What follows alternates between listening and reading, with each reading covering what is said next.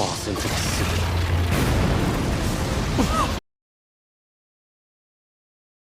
Sa nakaraang episode, nakipaglaban si Gabomaru sa Tenzin at muntikan na siyang mapahamak sa huling pag-atake ng kalaban. Subalit, nandun si Mei at iniligtas siya at nakatakas sa kamatayan si Gabomaru. Sa kasalukuyang pangyayari, matapos ang laban nila ng Tenzin, nagpang-abot sila ng kapwa-kriminal na si Dragon. Tinignan nila ang kalagayan sa bawat isa at ang kondisyon ng kanilang pangangatawan normal lang daw bago simulan ang labanan. Pero inawat sila ng Asaemon dahil hindi ito makakatulong sa kanila sa paghahanap ng importanteng impormasyon sa kanilang hinahanap sa isla. Gustong makuha ng Asaemon ang batang babae na si Mei para kumuha ng dagdag impormasyon patungkol sa elixir. Marunong daw mag-extract ng impormasyon ang Asaemon nang hindi dinadaan sa patayan. Nag-isip si Gabomaru kung lalaban ba siya or tatakas. Walang duda daw na malakas ang dalawa. Pero, napagtanto ng ating bida na hindi na siya ang dating Gabomaru the Hollow na walang aatrasang laban. Nagpakumbaba na lang si Gabomaru para maiwasan ang labanan dahil dehado siya kung magkaroon ng labanan. Yumuko si Gabomaru at nag-offer na makipagtulungan na lang sa pagkalap ng mga impormasyon na makakatulong sa kanila. Habang nakayuko si Gabomaru, sinubukan naman ni Dragon the Samurai na patamaan si Gabomaru pero hindi siya umilag.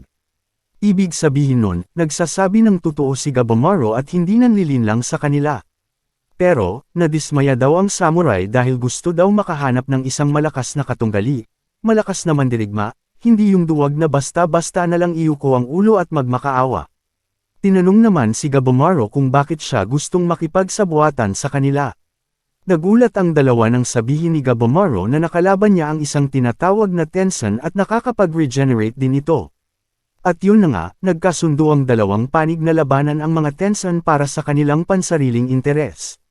Nagkamalay na si Mei at nasorpresa si Gabomaru kung bakit biglang lumaki ang bata. Biglaang nakapagsalita ang babae at tinatawag ang pangalan ni Gabomaru. Hindi naman nakapagtimpi si Gabomaru na pilitin na sabihin ni Mei ang tungkol sa elixir sa pagnanasa niyang makuha ang pardon at makauwi sa kanyang asawa. At nang nahimasmasan si Gabomaru, laking pasasalamat niya kay Mei sa dahil pagligtas sa kanya sa bingit ng kamatayan laban sa Tenzin. Tinanong ni Gabomaru ang patungkol sa kakaibang kapangyarihan na ipinamalas ni Mei sa pagligtas sa kanya. Sa kabilang grupo naman ni Sejiri, patungo sila sa lugar na tinatawag na Horei. Nasabi naman ng isang kunoichi na baka patay na sina Gabomaru at si Mei kung nakalaban man nila ang isang Tenzin. Pero hindi pa din nawawala ng pag-asa si Sejiri na nasa mabuting kalagayan ang dalawa, hindi sumusuko si Gabomaru at kumukuha lamang siya ng mga impormasyon para makauwi na siya at makita ang kanyang minamahal na asawa. Balik naman tayo sa pag-uusap ni Gabomaru at Mei. Pilit pa ding pinagsasalita ang babae kung may nalalaman ba siyang paraan para talunin ang mga Tenzin. At kung may kapangyarihan bang dapat pag-aralan para matalo sila. At sinabi ni Mei na tao ang tawag sa kapangyarihang makakatalo sa mga Tenzin. Si Mei ay hirap magsalita, parang isang batang bago lang natutong magsalita. Laging sinasabi ni Mei pa ulit-ulit ang tao, strong, weak. Tinanong naman ni Gabomaru kung ano ang ibig sabihin ng tao. Nasabi naman ito ng isang kahoy na nagsasalita na kasama ni Mei. Ang tao daw ay ang power na dumadaloy sa lahat ng mga bagay. Sa panig naman ni Shion at Nurugai, nagpupumilit ang batang Nurugai sa master ni Tensa para turuan siya na humawak ng espada. Gusto niyang ipaghiganti ang pagkamatay ni Tensa sa kamay ng Tenzin. Ang sagot naman ni Shion, siya lang mag-isa ang lalaban sa Tenzin. Ayaw na niyang makakita ng isang buhay na mamamatay. Maghihiganti siya pero ayaw niyang maghintay na maging mahusay si Nurugai sa paghawak ng espada. Nagmamakaawa si Nurugai na turuan siya ni Master Shion para lumakas dahil hindi na siya papayag na may mamamatay sa harapan niya. At yun na nga, tinuruan na siya kung paano humawak ng espada. Dapat daw nasa center ang kaliwang kamay sa paghawak ng espada. Ang kanang balikat din at ang kaliwang paa ay dapat nakaharap sa parehong direksyon. Dapat lang daw hawakan ng mahigpit ang espada kung aataki na at luwagan sa lahat ng oras kung hindi aataki. Wag daw ihampas ang kaliwang kamay ng malakas, dapat din daw aware si Nurugai sa pwesto nito. Pero si Nurugai ay nagtataka kung itinuturo na nga ba sa kanya lahat o sinasadya lamang niya ito. Habang ginagawa nila ang pagtuturo, Biglang may dumating na isang higanteng halimaw sa likuran ni Xian at syempre, 2 strike lang ng kanyang espada, tinapos ang buhay ng halimaw. At dagdag pa niya, dapat din panatilihin ang mabilis na galaw ng espada. Habang nilalabanan ni Xian ang mga halimaw, sinabayan din niya ng pagtuturo kay Nurugay. Sabi pa ni Xian, hindi ako pwede na maging master mo, may trabaho akong dapat gawin, pero pwede kang mag-aral sa sarili mo sa pag-o-observe mo sa mga galawan ko, nasabi ni Master Xian. Sa kabilang grupo naman ni Gabomaru at Dragon, inatake din sila ng mga higanteng halimaw. Sabi ni Dragon, mas mapapadali ang pagtuklas kung paano gagamitin ang tao. Habang papunta ang mga halimaw sa kanila, may nakita si Gabomaru sa likuran na nagkokontrol sa mga halimaw at mga insekto. Sa grupo naman ng Bandit King at ang kanyang kapatid na Asaimon. Itinapon sila sa malalim na bangin na kung saan gagawin silang tan, ito ay source of power ng mga Tensen. Pilit silang umaakyat para makalabas sa malalim na bangin. Hindi basta-basta ang pag-akyat kasi may mga nakaharang na mga taong nakaina ng mga halaman. At sa wakas nakalabas na sila sa bangin ng tagumpay. Pagod at nanghihina sila, pero ang gusto ng Bandit King ay patayin ang mga malalakas na halimaw na nasa likod ng pagkontrol ng mga Soshan. Sabi naman ng nakababatang kapatid niya na kailangan ng magandang plano para mapatay sila. Sabi naman ni Bandit King na hindi na kailangan ng plano dahil alam na niya ang kahinaan ng mga halimaw, ito ay ang lower abdomen nila. Ang kahinaan nila ay ang kanilang stomach. Napansin daw ni Bandit King sa paghiwa niya sa katawan ng Tensen, nagsisimula ang pag-regenerate galing sa lower abdomen, so ang nakikita niyang kahinaan ay nasa bandang tiyan pababa. Biglang may nagpakita na isang halimaw na tinatawag na Doshi. Gusto lamang mag-imbestiga ng halimaw sa utos ng kanilang master na mga Tensen. Pinaglilingkuran nila ang mga Tensen at sila ang gumagawa ng paraan kung sakali mang may mga decon-nais na mga pangyayari sa kagubatan. At yun na nga, di na nakapagtimpi si Bandit King at inatake niya ang Doshi. Pero nakaiwas ito at natama ng suntok si Bandit King at nakapag-counter-attack naman siya. Hinawakan ang braso ng halimaw at pinutol ito. Nabigla at namangha ang Doshi sa taglay na lakas ng isang tao. Naitanong niya kung kumain din ba ang Bandit King ng tao sa lakas na ipinamalas niya. Nasabi naman ni Bandit King na ang mabilis na paraan para makaharap ang mga Tensen ay talunin ang Doshi. Kinontrol ng Doshi ang mga higanteng mga halimaw para kalabanin sila. Inutusan ni Bandit King ang kanyang kapatid na patayin ang mga higanteng halimaw. At sa isang iglap lang, napatay niya lahat ng mga halimaw ng segundo lamang. Sabi naman ng Doshi, mahina na daw si Bandit King. Walang humpay ang pag-atake niya sa halimaw at namangha ang Doshi sa mga kilos na ipinapakita ng Bandit King kahit pa ito'y mahina na. Napuruhan sa lalamunan si Bandit King at natambo ito. Malubha ang kalagayan niya sa daming dugo ang dumadanak. Akala ng kalaban na tinapos na niya ang buhay ni Bandit King. May potential daw sabi niya pero isa lamang siyang hamak na tao.